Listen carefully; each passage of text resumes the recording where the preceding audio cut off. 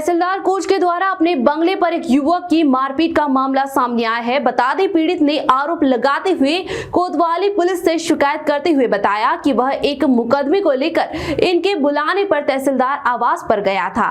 तहसीलदार द्वारा पैसों की मांग स्वीकार न करने पर युवक को जमकर मारा पीटा गया। कोच तहसील क्षेत्र के ग्राम खुटेला निवासी कृष्णपाल सिंह पुत्र रमेश चंद्र ने कोतवाली पुलिस को प्रार्थना पत्र देते हुए बताया कि तहसीलदार कोच के बुलाने पर वह उनके आवास गया। इस दौरान बातचीत मुकदमे से संबंधित हो रही थी। तभी तहसीलदार ने उससे 30,000 रुपए की मांग की और कहा कि अगर पैसे नहीं दोगे तो तुम्हारा काम नहीं होगा। शिकायतकर्ता ने बताया कि यह गरीब आदमी है, पैसे देने में असमर्थ है। तो तहसीलदार गर्म हो गए और गार्ड से कहा, मारो इसको। इसके बाद खुद गार्ड ने डंडा छीनकर उसके पैर में 3-4 डंडे मार दिए, जिससे उसके पैर में चोट आई है।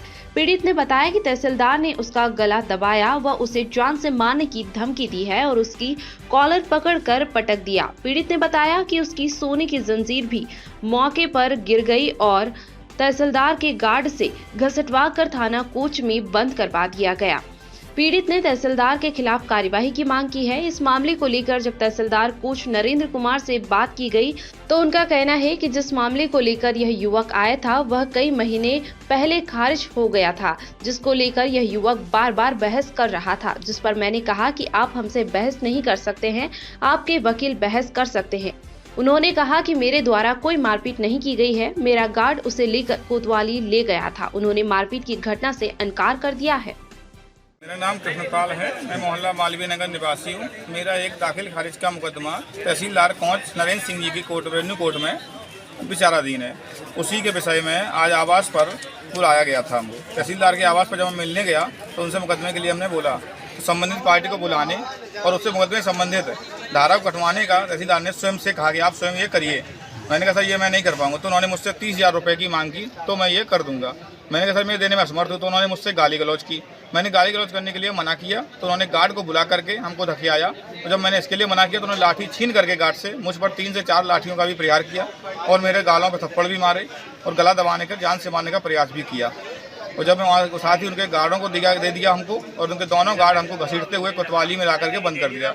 यहाँ कोतवाल महोदय बलराज शाही जी ने हमारी मदद की, पूरी बात सुनी और एसडीएम साहब के सम्मुख हमको पेश किया। तब जाकर के उन्होंने माफ़ीनामा मुझे लिखना पड़ा, जिसमें मुझे ये लिखना पड़ा कि मैं अनधिकृत रूप से उनके आवास में प्रवेश हुआ, जो कि गलत था। लेकिन मुझे ये क्योंकि बाहर आना था इसलिए लिखना पड़ा। मेरा मोबाइल और मेरी गाड़ी भी तहसीलदार साहब ने जब्त कर ली थी, जो मुझे बाहर आने के बाद मिल पाई, कोतवाल महोदय की वजह से मिल पाई। तो मैं शिकायत कहाँ की है? इसकी शिकायत मैं फिलहाल कोतवाल महोदय को, अध्यक्ष राजस्व परिषद को भी भेज रहा हूँ, साथ ही एसडीएम और कमिश्नर साहब को भी मैंने भेजा है। के नाम से क्योंकि खारिज हो चुका कई महीने पहले। उसका कहना था कि आपने क्यों खारिज कर दिया। मैं कई बहस आपके वकील साहब कर सकते हैं, वो मुकदमा जो है कोर्ट में रख सकते हैं। इसी उनका होने वाले यहाँ से लेकर सिविल कोर्ट को समझाया कि आपने क्यों कर दिया और इस तरह शोर मचा दिया। मैंने होमगार्डों को कहा जी मारपीट का सर उसने आरोप लगाया कि मारा है उसने। होमगार्ड के माध्यम से मैंने उसे कोतवाली भेजा था। लिखित तहरीर में सर ये भी आरोप है कि उसने मुकदमे संबंधी में 30,000 रुपये के द्वारा मांगे गए थे। सर आरोप यह भी है कि आपके द्वारा थाने में उसे बंद करा करके उसे अनधिकृत जो है समझौता दबाव में लेकर के उसे समझौता भी कराया गया है, माफ़ीनामा लिखकर। माफ़ीनामा कुछ नहीं लिखा कोई चीज़ है। हाँ, उसे शोर बचाया, मैंने उसे होमगार्ड के माध्यम से कोतवाली